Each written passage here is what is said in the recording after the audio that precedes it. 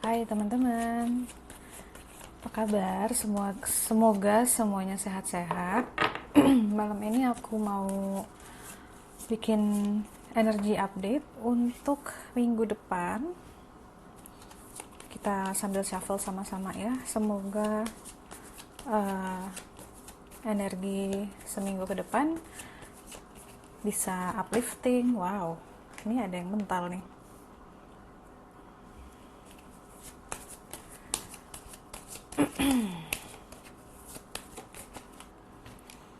Cuma kalau aku ngerasain sih dari yang kerasa di udara, yang kerasa di badan aku aja gitu ya, secara subjektif deh, nggak lewat kartu. Aku ngerasa kayaknya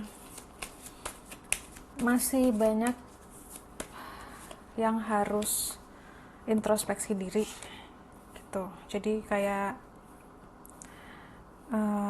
ini masih ada orang-orang yang bandel nih, ada orang-orang yang udah ibarat kata kena tegur oleh semesta berkali-kali, tapi belum belajar juga lessonnya. Dan buat teman-teman yang selama ini sudah cukup reflektif gitu, udah cukup merenung, semakin sadar bahwa banyak perbaikan yang perlu dilakukan, yaitu dilanjutkan gitu, karena kita manusia, selama kita masih hidup, kita terus bertumbuh dan belajar dan dikasih kesempatan oleh semesta untuk menyempurnakan diri. Nah, jadi itu sih yang aku rasain tanpa melihat kartu. Aku ngerasa kita masih harus introspeksi, masih harus melakukan banyak koreksi diri.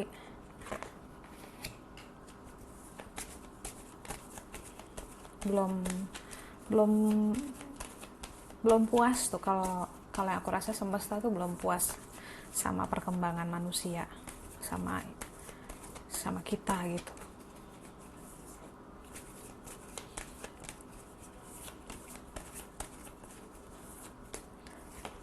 Dan ini kan di beberapa tempat, kayak di aku ya, kayak di Jakarta gitu kan, penerapan PPKM itu udah sampai ke level 4, tapi kita tetap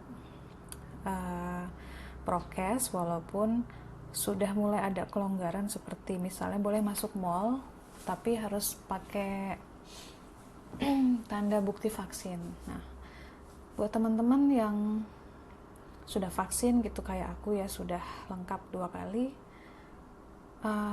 aku tuh ngerasa kita tetap tidak boleh longgar, nggak boleh lengah, tidak boleh merasa jumawa gitu. Tetap kita harus tahu diri, kita harus benar-benar hidup ya low key aja gitu. Maksudnya low key di sini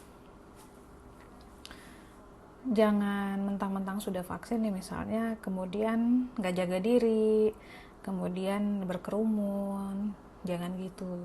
Kita tetap harus seperti orang yang memang rentan terkena virus itu, karena bagaimanapun juga kita nggak pernah tahu kondisi kita.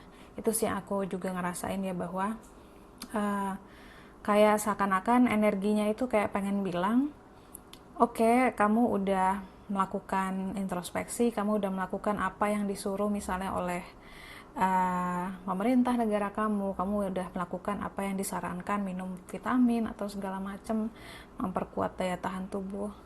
Apalagi yang bisa kamu lakukan? Dan itu masih banyak. Semesta tuh pengen kamu bener-bener terus do your best gitu, karena sesungguhnya masih bisa dipush lagi untuk menjadi orang terbaik, your best version ya, maksudnya bukan orang terbaik di dunia, tapi versi terbaik diri kita masing-masing itu kita masih bisa dipush lagi. Ya, coba kita lihat ya. Oke. Kartu di tengahnya bagus, congratulations. Ya, ini adalah kartu celebration sebenarnya. Jadi memang kayak semesta tuh kayak mau bilang sama kita, it's a good job gitu, kayak bagus kamu udah berusaha semaksimal yang kamu bisa. Ini untuk yang nonton ya, ini untuk yang nonton. Kita tuh sangat dihargai oleh semesta, kita tuh sangat dihargai oleh alam ini ketika kita mau mengubah kebiasaan kita menjadi kebiasaan yang baik demi semesta alam. Kita tuh dilihat, kita dihargai. Jadi bukan berarti ketika kamu memperbaiki diri, memperbaiki pola pikir, menyadari bahwa ada belief system yang keliru, menyadari bahwa sifat-sifat kamu selama ini ternyata kurang baik. Nah, itu mungkin kamu menyadarinya, merasanya kayak sendirian gitu ya, kayak sedang merenungi sendirian, tapi sesungguhnya banyak yang menyaksikan transformasi kamu ya. Jadi ketika kita punya pergeseran kesadaran yang baik, seluruh alam semesta itu kayak lega gitu, kayak akhirnya dia sadar juga gitu kan. Seluruh alam semesta ikut merayakan, ikut menghargai itu. Jadi jangan khawatir. Memang kadang kita ngerasa lonely ketika kita semakin semakin ke depan dibandingkan orang-orang lain yang kesadarannya mungkin berkembangnya tidak secepat kita. Ya, jadi kita memang kayaknya sendirian, kayaknya kita doang gitu yang ngerti apa yang kita rasain. Tapi sesungguhnya di alam ini gitu ya, banyak yang bersyukur atas aha moment yang kamu punya gitu. Jadi keep on doing that good work gitu, tetap lakukan itu, tetap. Kalau kemarin kalau nggak salah, apa sih kalau istilah Islamnya itu tafakur kah, yang merenung gitu ya. Tapi ini aku rasa universal, setiap agama ada proses di mana kita harus merenungi sebenarnya apa sih mau kita di dunia ini. Kita tuh mau jadi orang seperti apa, pribadi yang seperti apa, dan ketika kita meninggal, kita ingin menghadap Tuhan itu dengan membawa apa? Membawa keluh kesahkah? Karena sudah pasti kalau harta kita nggak bisa bawa, materi apapun kita nggak bisa bawa, bahkan kita nggak bisa bawa anak, suami, istri kita. Tapi kita bisa membawa diri kita yang lebih baik. Kita bisa membawa versi diri kita yang lebih baik. Dari ketika kita lahir, kemudian kita berpulang. Kayak kita laporan gitu sama Tuhan. Nih, gue lahir masih versi 2.0 gitu ya, 2.0. Dan gue kembali dengan versi 3.0. Gue lebih baik. Gue mempelajari banyak hal gitu. Jadi itu bisa direnungkan teman-teman. Ya, kita nggak hidup selamanya. Jadi mulailah tanya ke diri sendiri, sesungguhnya apa yang penting dalam hidup aku? Apa prioritas yang selama ini kamu kesampingkan gitu, padahal kamu tahu itu penting. Karena lihat ya kartu sekelilingnya ya, ini ada behind the scene ya, ini juga tentang subconscious mind, alam bawah sadar, tentang hal-hal yang ada di balik layar. Kemudian ini tentang speaking your truth, bicaralah kebenaranmu itu. Lalu masih ada Michael di sini tentang pemurnian, dan masih ada habit yang belum berubah. Jadi ada pola yang masih berulang. Ya, jadi yang aku ngerasain sih itu ya, kita udah melakukan banyak yang kita ubah, kita udah letting go, kita udah forgiving, kita udah ngelakuin healing banyak banget, tapi itu nggak cukup teman-teman. Karena sesungguhnya kita tuh dituntut untuk menjadi benar-benar jadi versi yang baru, yang jauh lebih baik. Jadi tidak hanya sekedar menyembuhkan luka-luka, tapi melahirkan sosok pribadi yang sejati. Aku nggak bilang pribadi yang baru ya, karena pribadi kita yang sejatinya itu sudah ada. Itulah pribadi yang ruh Tuhan itu rencanakan dari sejak kita lahir. Jadi misalnya kalau contoh nih, si Budi deh, kita kasih nama Budi aja. Budi ini ketika ruhnya akan ditiupkan Tuhan ke perut ibunya gitu ya. Ketika dia masih dalam bentuk jiwa yang belum punya jasad, Tuhan sudah merencanakan Budi ini sifatnya akan seperti ini.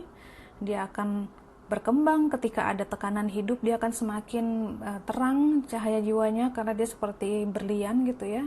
Ditekan akan semakin bercahaya, dan Budi ini kemudian menjadi contoh bagi teman-temannya untuk menjadi seseorang yang tabah. Itu sejatinya Budi, itu yang Tuhan rencanakan bagi kehidupannya Budi. Tapi ketika Budi lahir, along the way, entah gimana, tahu-tahu Budi nggak begitu.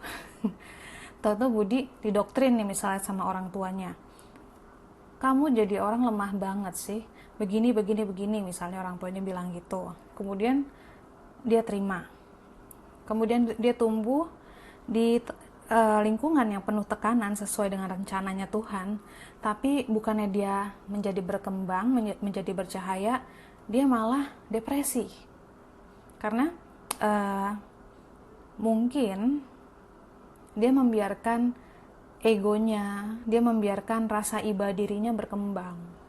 Padahal niatnya Tuhan waktu menciptakan perjalanan hidupnya Budi adalah, iya oke, ada ego, ada rasa iba diri, tapi itu seharusnya menjadi pecut bagi Budi gitu kan. Jadi maunya semesta ini adalah kita mengikis hal-hal yang bukan diri sejati kita, sehingga kita sesuai dengan apa yang Tuhan rancang gitu.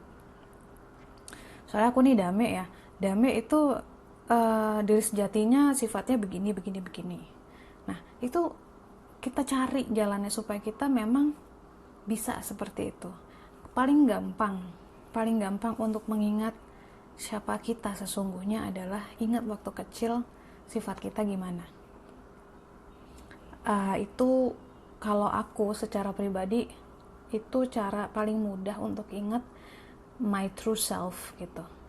Bahwa aku orangnya sangat physical.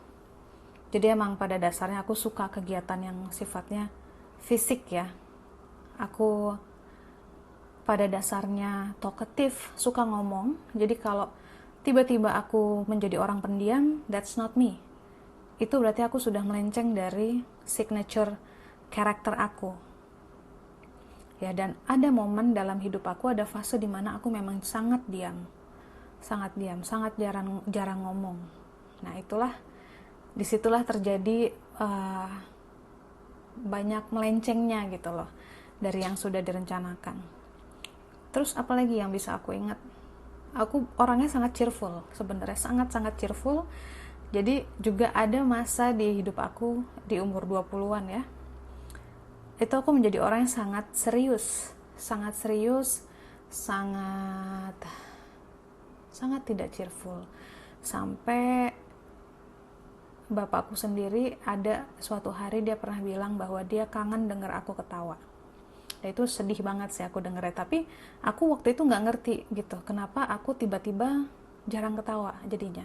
Ya mungkin ada tekanan-tekanan yang aku juga nggak paham, jadi mengubah karakter. Nah jadinya melenceng lagi deh nih dari nature, dari sifat asli aku. Jadi teman-teman cari sifat asli teman-teman dan hidupkan itu lagi di dalam diri teman-teman. Kita jangan lagi hidup berdasarkan ekspektasi orang. Kalau orang pengen bahwa, oh kamu orangnya kurang kemayu, kamu kurang anggun, kamu harusnya jadi wanita tuh yang anggun, seperti wanita high class. Kamu ingat-ingat aja waktu kecil kayak gimana gitu. Jadi jangan berusaha menjadi orang lain, because that's not the true you ya.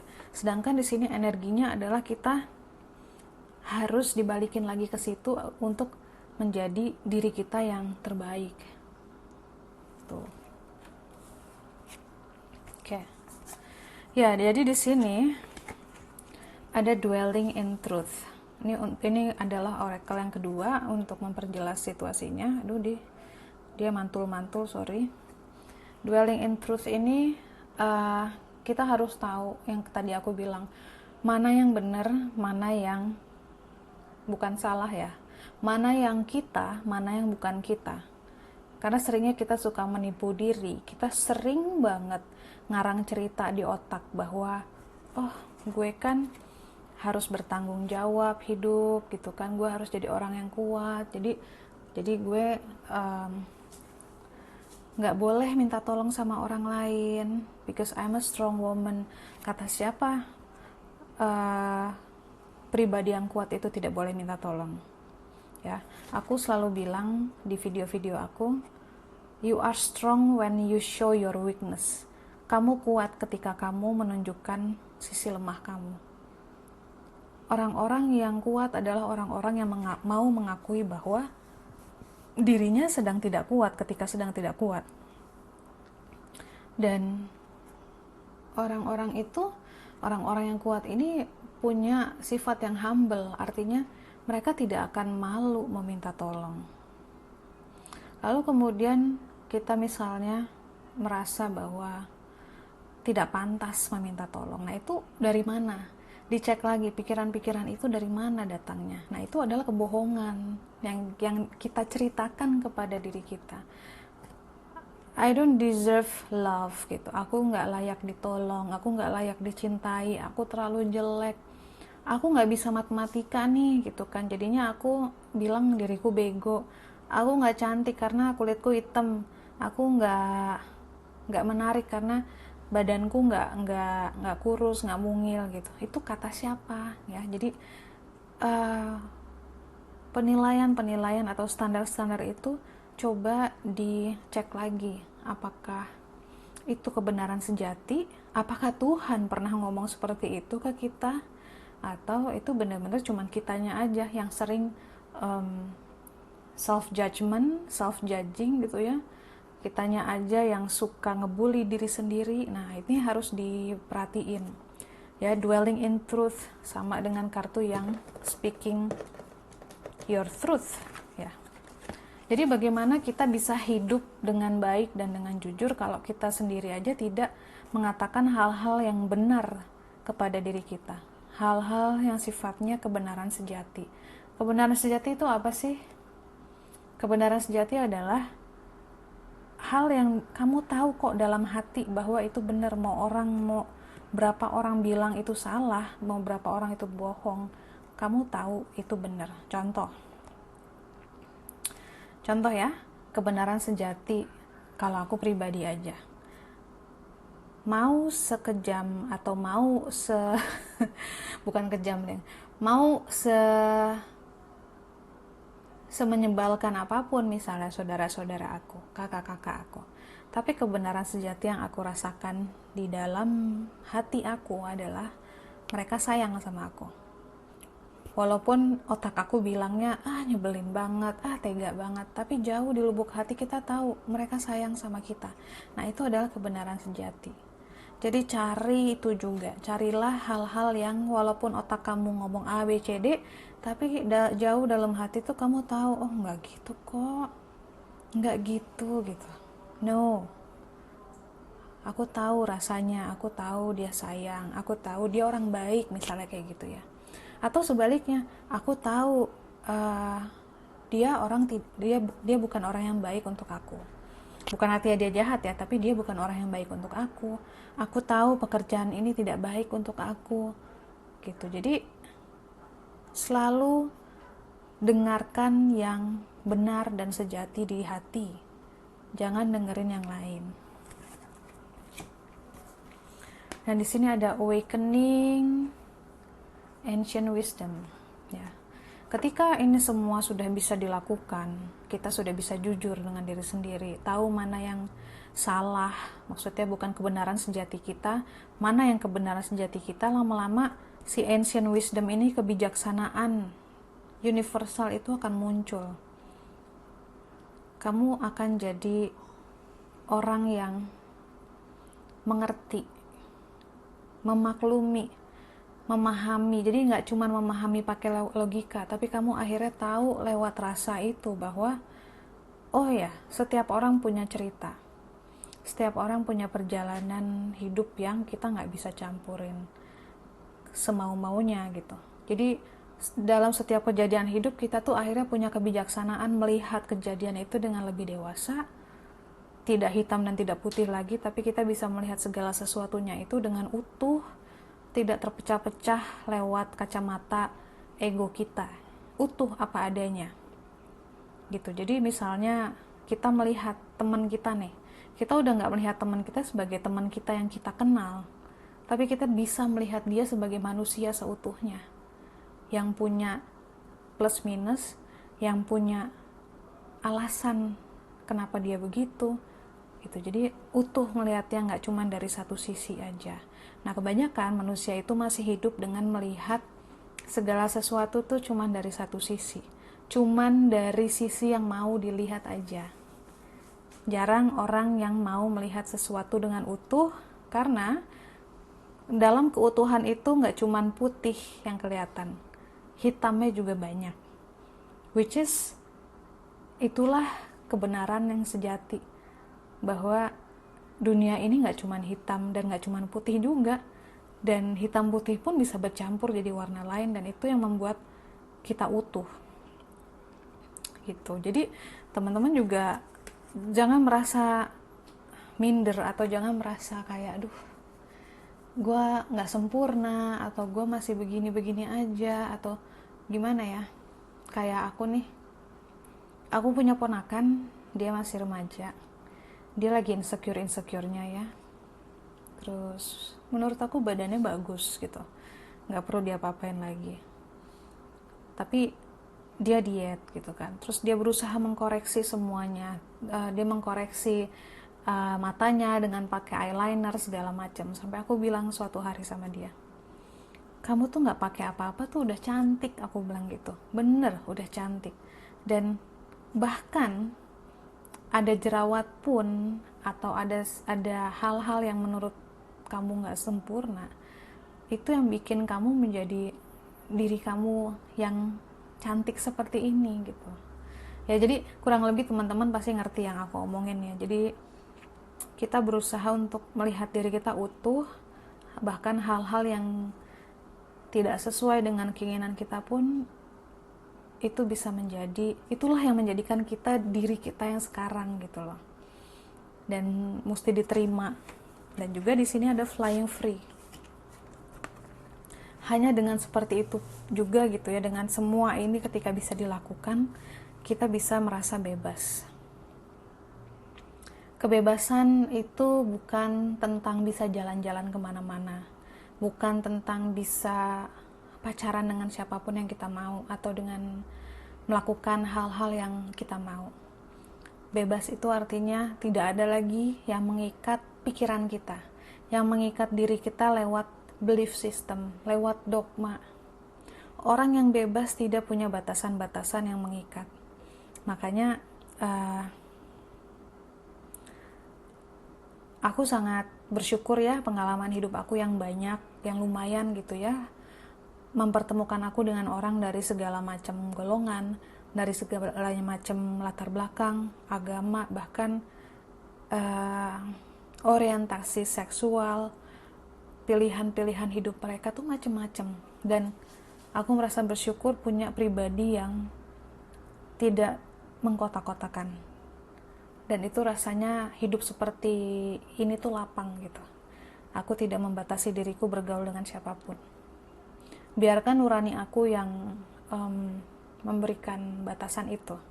Jadi kalau misalnya sama si ini rasanya nggak enak di hati, ya sudah. Jadi bukan karena oh dia begini, oh dia pendidikannya ini, oh dia orientasi seksualnya ini. Ya jadi be free, karena kita pas lahir pun kita nggak punya label apa-apa teman-teman. Kita nggak punya label, and guess what, Tuhan bahkan tidak melabeli kita dengan nama. Kita tidak dilabeli dengan nama, tidak dilabeli dengan jenis kelamin, agama. Itu semua adalah atribut manusia, karena manusia butuh itu untuk membeda-bedakan, mengkotak-kotakan.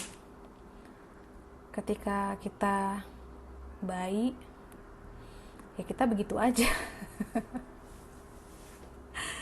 Jadi kamu bayangin kalau ada bayi lahir, misalnya ditaruh di hutan gitu ya, nggak dikasih nama, ya dia begitu aja. Begitulah Tuhan juga mengenal kita, tidak lewat nama, tidak lewat apapun, tapi lewat energi kita. Di satu sisi itu sangat membebaskan, tidak mempunyai itu semua, nggak punya nama dan atribut-atribut itu.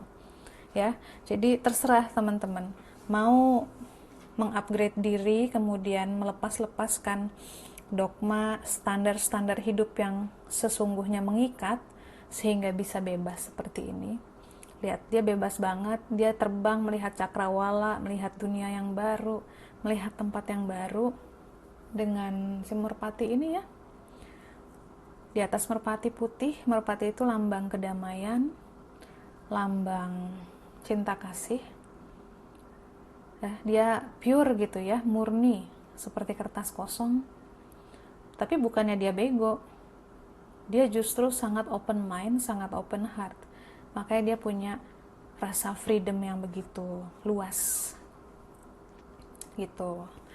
Kurang lebih itu. Jadi kesimpulannya, kita masih harus terus mengupgrade diri, mengingat diri sejati kita tuh seperti apa, dan jadilah diri sejati itu, sehingga ketika kita nanti kembali, kita nggak menyesal gitu ya, karena menghabiskan sisa hidup kita menjadi orang lain, bukan menjadi diri sendiri. Dan ya, masih ada proses pemurnian di sini. Tadi aku belum sempat bahas banyak, tapi teman-teman pasti udah tahu. Tetap apa yang harus pergi, tidak perlu dikejar. Apa yang harus hilang dari hidup kita juga berarti bukan punya kita. Tidak perlu disesali, tidak perlu merasa down gitu ya, misalnya kehilangan pekerjaan atau kehilangan kesempatan, kehilangan pacar gitu misalnya, ya berarti memang mereka atau apapun itu yang hilang dari hidup kita ya bukan milik kita. Nanti akan ada yang benar-benar untuk kita, yang selaras energinya dengan kita. Oke, thank you for watching. Selamat beristirahat karena aku readingnya juga malam. Ya teman-teman.